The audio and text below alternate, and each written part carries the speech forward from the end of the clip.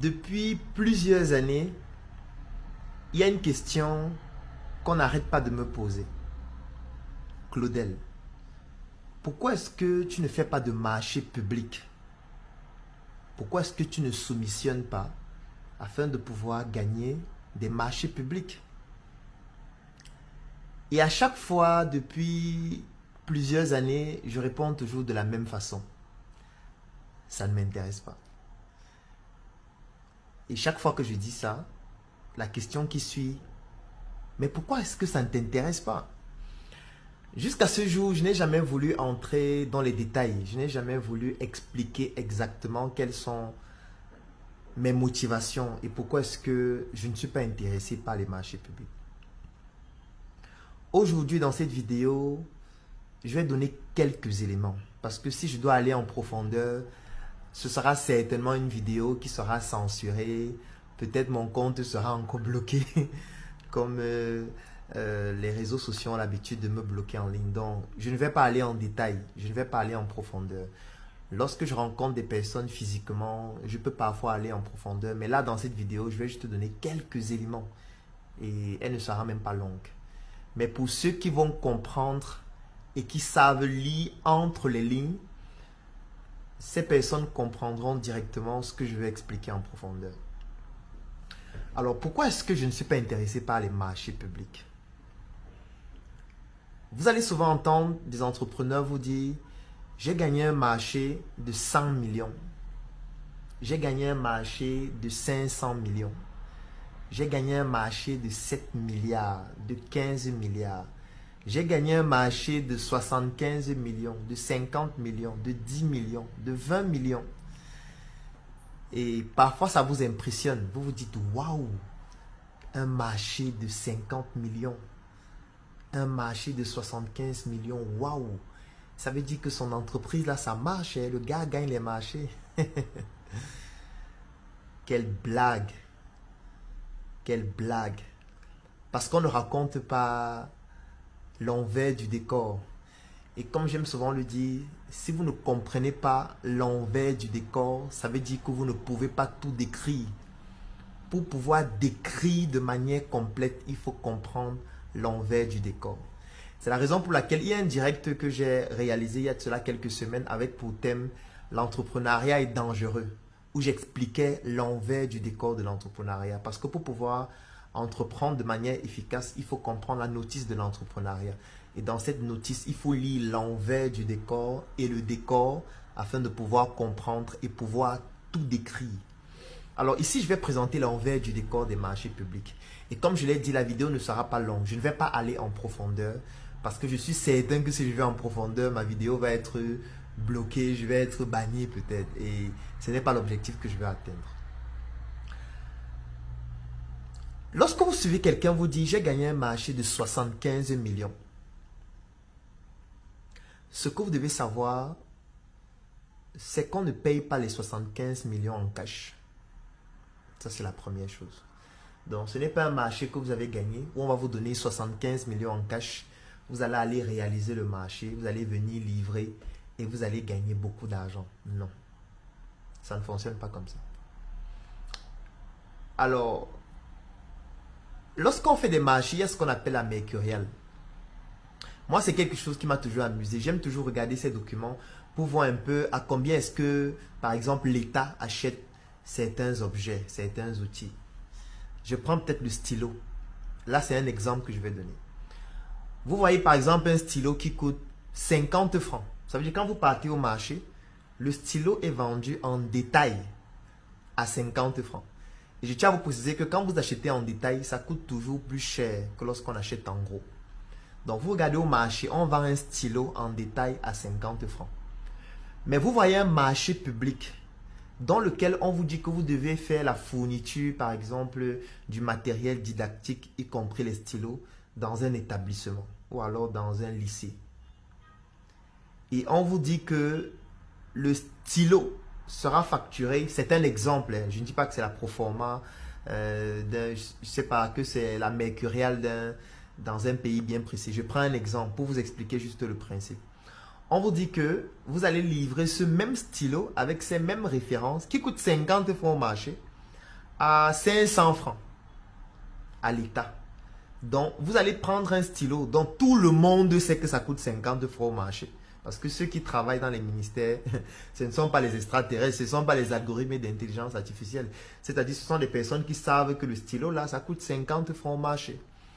Mais on vous dit qu'il y a un marché public, vous gagnez le marché, et on vous dit que dans ce marché, vous allez livrer ce stylo-là à l'État, mais l'État va acheter ce stylo à 500 francs.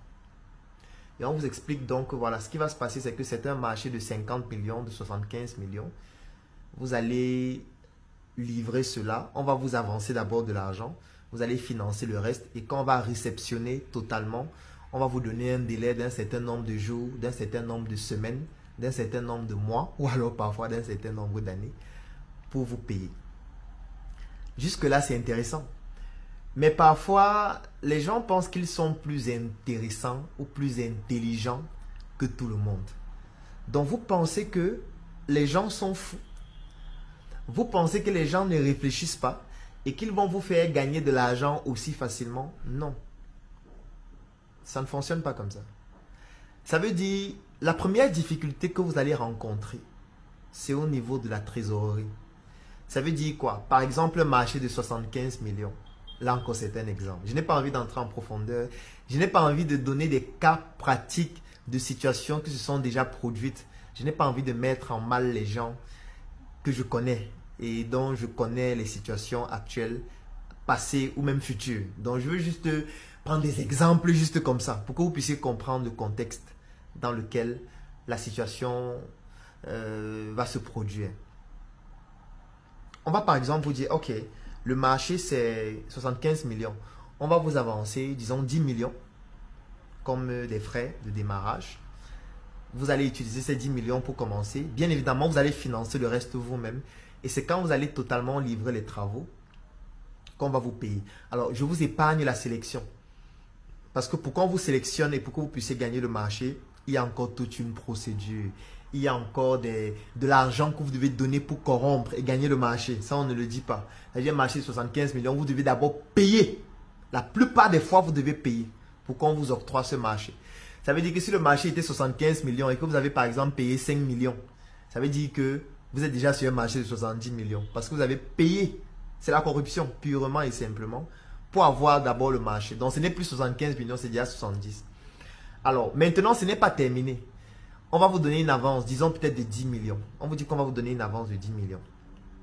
Quand vous évaluez le marché, vous vous rendez compte que vous allez dépenser peut-être 35 millions au maximum. Et le reste sera un peu comme votre marge ou vos bénéfices. Vous, vous êtes content. Vous avez gagné le marché, vous avez le bon de commande, on vous a fait une avance. Ce qui fait en sorte que les documents que vous avez vous permettent facilement d'obtenir un crédit. Si vous allez dans une banque, vous pouvez obtenir un crédit sur la base de ces documents. Si vous allez voir par exemple des bailleurs de fonds, vous pouvez obtenir un crédit afin de livrer ce marché. En fait, pour obtenir l'argent en ce moment, ce ne sera pas très compliqué. Lorsqu'on va savoir que vous avez gagné un marché de 75 millions, les gens vont vous donner l'argent. Alors là où ça devient intéressant, c'est lorsqu'on va vous avancer, prenons 10 millions. Vous allez compléter combien? Vous allez compléter 25 millions pour que ça fasse les 35 millions afin de pouvoir acheter tout le matériel et livrer. Alors, vous n'avez pas 35 millions en cash. Vous allez aller dans une banque prendre un crédit. Vous allez prendre des crédits chez plusieurs personnes afin de pouvoir livrer le marché. Et vous allez leur dire vraiment, je livre le marché si on va me payer dans 60 jours ou alors dans 2 mois ou dans 3 mois ou dans 6 mois. Dès qu'on me paye, je te rembourse avec tel taux d'intérêt. Et vous, vous êtes content. Pourquoi? Parce que vous vous dites, le marché c'est 75 millions. Je vais seulement dépenser 35 millions. Ça veut dire qu'il y aura 45 millions, 55 millions, 65 millions, 75 millions. Ça veut dire que vous avez 40 millions en plus. Supposons que vous allez enlever 5 millions pour gagner le marché. Il va rester 35 millions. Voilà le calcul que vous avez fait. Vous savez que dès que vous faites cette opération, vous gagnez 30 millions. Ça vous permet de rembourser les crédits de la banque avec les intérêts, de rembourser les crédits de vos créanciers avec les intérêts. Et le reste, vous allez vous en sortir peut-être avec 20 millions, n'est-ce pas? Ça a l'air intéressant. Alors, premier problème qui va se poser, c'est au niveau des délais de paiement. Parce qu'il n'y a pas de délai standard. Est-ce que vous savez que vous pouvez faire un marché public en 2021 et on vous paye 5 ans après? Moi, je connais des personnes qui sont déjà à 10 ans sans être payées. C'est ce qu'on appelle la dette interne de l'État. Ça veut dire qu'aujourd'hui, il y a des entrepreneurs qui ont eu à faire des travaux en 2011 et 10 ans plus tard ne sont pas encore payés pour les travaux entièrement effectués en 2011. Vous comprenez ce que ça veut dire? Ça veut dire que vous avez une entreprise formelle avec des employés. Vous êtes obligé de payer les impôts. Vos salariés sont inscrits à la sécurité sociale ou plutôt à la CNPS. Vous avez des charges, qu'elles soient locatives, vous avez des charges de fonctionnement, vous avez des créanciers, vous avez des crédits bancaires, etc. Vous réalisez un marché de 100 millions, de 75 millions. On vous dit qu'on va vous payer 2 mois après. Vous prenez ces engagements en sachant que 2 mois après, vous allez rembourser tout le monde. Et après 2 mois, on ne vous paye pas. Après 6 mois, on ne vous paye pas. Après 1 an, on ne vous paye pas. Après 2 ans, après 3 ans, après 5 ans, on ne vous paye pas. Moi, la question que j'ai envie de vous poser, comment vous faites? Qu'est-ce que vous expliquez à vos créanciers? Qu'est-ce que vous expliquez à la banque? Moi, je connais beaucoup de personnes qui ont perdu leur titre foncier, qui ont perdu leur terrain, qui ont perdu leur maison à cause des choses pareilles. Parce que vous n'arrivez plus à rembourser. Et ce n'est pas de votre faute, puisque vous avez réalisé le marché. Vous avez livré le marché. Sauf qu'on ne vous paye pas en fait. Parce que en fait, pourquoi on vous paye? C'est un autre entrepreneuriat. Le recouvrement de l'État, c'est une autre forme d'entrepreneuriat. Ça veut dire qu'il y a d'autres procédures qui font intervenir du lobbying. Si vous n'avez pas de lobbying, ça ne fonctionne pas. L'État peut vous devoir pendant 5 ans, pendant 10 ans et vous n'êtes toujours pas payé. Ou alors on peut vous payer en compte-gouttes. Ça veut dire qu'on vous doit 30 millions. On vous paye 5 millions cette année. L'année qui suit, on vous paye 2 millions. Ensuite, on vous paye 3 millions. Comment vous faites pour assumer vos engagements? Comment vous faites pour continuer de vivre? Comment vous faites pour assumer vos charges? Comment vous faites pour faire en sorte que l'entreprise même ne tombe pas en faillite? Comment vous faites ça? Et ce qui est dangereux, c'est que dans certaines procédures, certaines personnes vous imposent de vous compromettre pour vous payer. C'est là où j'aime souvent dire, on va vous gnoxer si vous vous amusez. Parce que il y a dans certaines procédures où on veut coucher avec vous, qu'on soit un homme ou une femme, pour vous payer. Et ça ne garantit même pas qu'on va vous payer en fait. Ça veut dire, on vous dit, ok, si tu veux être payé, moi je connais comment faire pour que ton paiement passe rapidement. Mais pour ça, voilà la condition que tu dois appliquer. Voilà le cercle dans lequel tu dois entrer. Si tu nous rejoins, désormais, quand tu auras des factures, tu seras payé en 2 semaines, en 6 semaines. Vous êtes prêt à vous compromettre pour avoir vos paiements dont vous avez travaillé normalement pour les avoir parce que vous n'avez pas volé. Vous avez travaillé, vous avez livré un travail, mais pour vous payer, ça devient un autre entrepreneuriat. Pour vous payer, on dit qu'on doit vous gnoxer. Pour vous payer, on dit que vous devez entrer dans un cercle ésotérique. Pour vous payer, on vous dit que vous devez commencer à faire des choses incroyables. Vous pouvez supporter ça? Laissons même ce côté. Je prends un autre exemple. Parce que quand je parle de marché public, ce n'est même pas seulement public, il y a aussi des marchés privés avec des entreprises qui utilisent des techniques extraordinaires. Est-ce que vous savez que vous pouvez faire un marché de 50 millions, de 75 millions? Vous finissez de livrer le marché complètement. Vous vous êtes endetté ou parfois vous avez même pris votre trésorerie que vous aviez. Parfois, vous n'êtes même pas obligé de vous endetter. Vous avez de l'argent. Vous réalisez le marché parce que vous savez que vous allez vous faire des marges de 60%, 75%, 100%, parfois plus. Vous finissez de réaliser le marché. Vous livrez le marché. Vous savez qu'on doit vous payer dans 6 mois. Dans 6 mois, vous venez pour qu'on vous paye. On ne vous paye pas. On vous dit qu'il n'y a pas de cash. Il n'y a pas de liquidité. Il n'y a pas de trésorerie. Vraiment, le pays est en crise. Et vous savez ce qu'on vous dit? On vous dit qu'on peut vous payer en sac de ciment. Vous comprenez ce que je suis en train de dire? Ça veut dire que vous avez attendu 6 mois pour qu'on vous paye vos 100 millions. Vous faites les procédures tout le temps. Vous êtes là-bas au bureau tout le temps. On vous dit allez rencontrer tel, allez au bureau de tel, déposer une requête chez tel, rencontrer tel autre, revenez la semaine prochaine, allez légaliser tel, faites ça. Vous ne pouvez plus travailler normalement parce que vous devez suivre les procédures. Et même lorsque parfois ça aboutit, peut-être vous avez déjà travaillé comme ça pendant 2 ans pour avoir votre argent, on vous dit vraiment il n'y a pas d'argent, mais on a une solution. On va vous payer en ciment. Donc on va vous donner des sacs de ciment qui ont une valeur équivalente au montant qu'on devait vous payer. Ça veut dire que si on devait vous payer 100 millions, on va vous donner les sacs de ciment de 100 millions. Ou alors on va vous donner le sable de 100 millions. On va dans une carrière, on vous dit que voilà le sable qui a une valeur de 100 millions. Prenez ça comme paiement. La question que j'ai envie de vous poser, qu'est-ce que vous faites? Vous acceptez ou vous refusez? Parce que si vous refusez et vous voulez jouer les dangereux, vous dites non, vraiment, le pays doit changer, on ne peut pas continuer comme ça. Et vous portez plainte, c'est amusant. Parce que c'est vous qui allez finir très mal. Vous allez lire l'heure, vous allez porter plainte. Vous allez payer les avocats comment? Vous allez aller dans les procédures tout le temps. Vous allez financer les procédures pour affronter des personnes qui ont un lobbying plus élevé que vous, qui ont plus de moyens que vous, qui peuvent plus corrompre que vous. Vous allez faire comment? En fait, vous n'allez plus travailler, vous allez passer votre temps dans les procédures. Tout le temps, vous serez dans les procédures, vous allez payer les avocats, vous allez payer toutes sortes de frais pour pouvoir entrer en possession de votre argent. Vous savez que vous êtes déjà en train de diminuer l'argent que vous deviez gagner, même si on vous paye après. Parce que vous imaginez, vous avez dépensé 5-10 millions pour les procédures. Ça veut dire que vous avez réduit votre gain de 10 millions parce que vous avez porté plainte. Et vous pouvez porter plainte et aller en prison vous-même. Parce que maintenant, on peut aller réceptionner le marché. On prend les documents, on dit que vous n'avez pas respecté telle référence. Vous n'avez pas respecté telle chose qu'il fallait faire. Vous avez eu une faute de gestion à tel niveau. Et directement, ça devient un problème qui se retourne contre vous. Et ça ne s'arrête pas là. Prenons même le cas de figure où vous acceptez de prendre le ciment.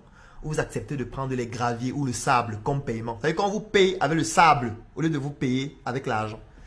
Vous savez maintenant ce que vous devez faire. Vous devez maintenant vendre le sable pour avoir votre argent. Vous devez vendre le ciment. Vous devez d'abord transporter le sable là vous-même pour le vendre. Ou alors vous devez aller prospecter des clients pour venir vendre. Et vous savez parfois ce que certaines entreprises font. Dès qu'on vous donne le sable et vous acceptez, ces entreprises-là envoient d'autres personnes. Vous disent vraiment, j'ai appris que tu as le sable là que tu vends. Tu vends à combien?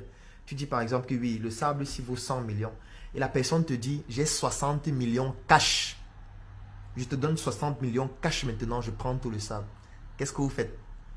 Vous refusez 60 millions pour vous battre à vendre vous-même jusqu'à trouver les clients qui vont acheter à 100 millions. Ou alors vous acceptez de prendre 60 millions cash parce que ça fait depuis 1 an, 2 ans, 3 ans que vous souffrez pour avoir votre argent. Si vous acceptez de prendre l'argent, ce qui n'est pas mal, sauf que vous avez perdu 40 millions. Et l'entreprise vient de vous escroquer 40 millions. Sainement. Volontairement, parce que vous avez signé un document pour dire que vous vendez votre sable à 60 millions. Comment vous faites pour ne pas vous compromettre? Comment vous faites pour gagner les marchés? Parce que ne pensez pas que vous êtes beau. Il y a des personnes aussi dans ces entreprises, dans ces ministères, qui ont aussi leurs amis qui sont entrepreneurs. Ça veut dire qu'ils ont des informations bien avant vous pour passer ça à leurs amis et leur dire, viens soumissionner pour tel marché, je vais te faire gagner et tu me donnes tel pourcentage. Comment vous faites pour ne pas faire partie de leur réseau et gagner les marchés sans rien payer, de manière transparente, en avançant normalement? Vous pensez que vous êtes Jésus? Vous pensez que vous êtes l'ange Gabriel? Vous allez faire comment pour braver tout ça sans vous compromettre? En fait, il y a beaucoup de personnes qu'on a nioxées dans ces procédures, fatalement. Je le dis, c'est choquant et voilà, c'est la vérité. Je ne peux même pas aller plus loin. La vidéo fait même il y a 18 minutes. J'aurais dû faire en sorte qu'elle ne fasse que 5 ou 6 maximum. Je peux aller beaucoup plus loin. Mais je ne vais pas le faire. Parce qu'en réalité, les marchés sont réservés aux personnes qui ont un lobbying puissant. Qui ont un relationnel puissant. Qui sont formés en conglomérat. En ensemble. Qui représentent une communauté puissante. C'est lorsque vous avez déjà atteint ce niveau que vous pouvez affronter le niveau d'aller réaliser les marchés. Parce que là, vous ne venez pas intuitif personnel, vous ne venez pas seul. Vous venez en groupe, vous venez en communauté, vous venez en groupement, vous venez avec votre lobbying, avec vos relationnels pour pouvoir affronter ce système opaque qui broie les personnes qui viennent individuellement, qui nioxe les personnes qui viennent individuellement, qui font en sorte que les personnes qui viennent individuellement se retrouvent dans des cercles, se retrouvent dans des pratiques étranges, bizarres et dégradantes, compromettantes même aussi. C'est de ça qu'il s'agit. Que vous soyez une femme ou un homme, vous n'allez pas échapper à ça. C'est pour ça que j'aime toujours dire, nous sommes tous ignorants mais pas de la même chose. Et nous avons le devoir de nous mettre ensemble pour devenir puissants. C'est pour ça que nous, à la Startup, nous avons créé Startup Group, qui est une société anonyme qui comporte 15 filiales. Parce qu'on veut être ensemble pour être fort. Parce que quand tu es seul, tu ne vaux rien. Quand tu es seul, tu vas porter plainte à une multinationale, seul, et tu vas gagner. Ça peut arriver que tu gagnes. Mais comment est-ce que tu vas souffrir pour gagner? Tu vas prendre l'argent où pour les procédures? Eux, ils peuvent se payer les meilleurs avocats. Ils peuvent se payer les meilleures ressources possibles. Toi, comment est-ce que tu vas faire? Donc, tu vas arrêter de travailler pour aller faire les procédures tout le temps, pour aller au tribunal tout le temps, pour aller à la police judiciaire tout le temps, pour aller au commissariat tout le temps. Et ton travail alors? Comment tu fais pour gérer tes charges? Comment tu fais pour assumer tes engagements lorsque tu te lances dans un marché dans lequel tu n'as aucune visualisation de ce qui peut se passer après. Et tu n'as aucun lobbying, aucune puissance qui te permet de pouvoir imposer la manière dont les choses vont se dérouler. Tu n'as pas ça. Et pourquoi tu veux faire les marchés? Pour frimer et dire aux gens que j'ai gagné un marché de 2 milliards? Ça n'impressionne personne, mon frère. C'est toi que ça tient comme la corde soutient le pendu. Le marché là va te soutenir comme la corde soutient le pendu. C'est ça qui va se passer. Parce que quand tu es encore seul, quand tu es un jeune entrepreneur, ce que je te recommande de faire, c'est de prendre un produit, de vendre ça à une personne lambda qui te donne de l'argent cash. C'est ça qui est plus important. Le cash est plus important pour toi si tu es encore tout petit. Si tu es une toute petite entreprise, ce qui est important pour toi, c'est d'avoir de l'argent cash. Tu dois avoir une activité qui te produit de l'argent cash chaque jour. Ne compte pas qu'il va faire les marchés, on va payer 2 milliards, non. C'est intéressant, mais pas pour le moment. Tant que tu es seul, tant que tu n'as pas un grand lobbying, tant que tu n'as pas un bon relationnel, tant que tu n'as pas une grande trésorerie, tant que tu n'as pas autour de toi un puissant cabinet qui te conseille sur le plan juridique, sur le plan fiscal, sur le plan des procédures, tant que tu n'as pas un groupe de personnes avec qui tu avances, afin que vous puissiez être un conglomérat puissant. Ne t'aventure pas dans des choses qui vont pousser à ce qu'on te nioxe un jour, ou qu'on te compromette, ou qu'on te pousse à entrer dans des sectes. Non. Je préfère prendre mon livre, Le jeune entrepreneur africain. Je rencontre quelqu'un dans la rue. J'ai réussi à le convaincre que ce livre, il est intéressant. Il me donne 10 000. Je prends les 10 000 là. Je mets ça dans ma trésorerie, dans mon rapport quotidien, dans mon reporting financier du 9 septembre. Je mets un livre vendu, Le jeune entrepreneur africain, 10 000 francs. Les 10 000 francs là, je l'ai en cash. Maintenant, tout ce que j'ai à faire, c'est de trouver comment vendre 10 livres par jour, 50 livres par jour, 100 livres par jour. Comment créer un réseau de personnes qui peuvent vendre ces livres partout à travers le Cameroun, partout à travers l'Afrique, partout à travers le monde et même en ligne. Parce que quand je vais réussir à créer un réseau pareil et que je vais générer une trésorerie aussi importante par jour, par semaine, par mois, je pourrais maintenant me donner le luxe de dire, ok, j'ai une trésorerie aujourd'hui de 50 millions. Je peux investir 10 millions dans un marché. Même si ce marché ne fonctionne pas, j'ai le luxe d'échouer 5 fois parce que j'ai 50 millions. Donc, je peux encore tenter une deuxième fois. Tu ne peux pas être là, tu as 5 millions et puis tu vas t'endetter partout parce que tu veux faire un marché. Non! Sauf si tu as un bon relationnel, tu as un bon lobbying, tu as une bonne trésorerie, tu as, tu as les relations, comme on dit au pays. Alors, je ne peux pas aller plus loin. Je peux pas aller plus loin. J'ai tellement de choses que je pourrais dire en ce qui concerne les marchés publics et même privés. Mais je vais m'arrêter là parce que si je continue, ma vidéo sera censurée, certainement. Moi, je voulais juste attirer l'attention de tous les entrepreneurs. Ce n'est pas le chiffre qui compte. Ce n'est pas le fait qu'on dise que le marché, c'est 2 milliards, 7 milliards, 50 milliards, 20 millions, 75 millions qui comptent. Non. Ce qui est important, c'est ta trésorerie. Ce qui est important, c'est ta capacité à comprendre que quand tu signes un document, c'est la porte ouverte vers un contentieux. Dès que tu signes un document. Je n'ai pas envie de parler des marchés fictifs. Je n'ai pas envie de parler des 4-9. Non, je vais le laisser. Je vais laisser tout ça. Je vais me contenter juste de ce que j'ai dit. Ça fait environ 25 minutes. Donc, ceux qui ont compris, ont compris. Ceux qui savent lire entre les lignes, lisez entre les lignes.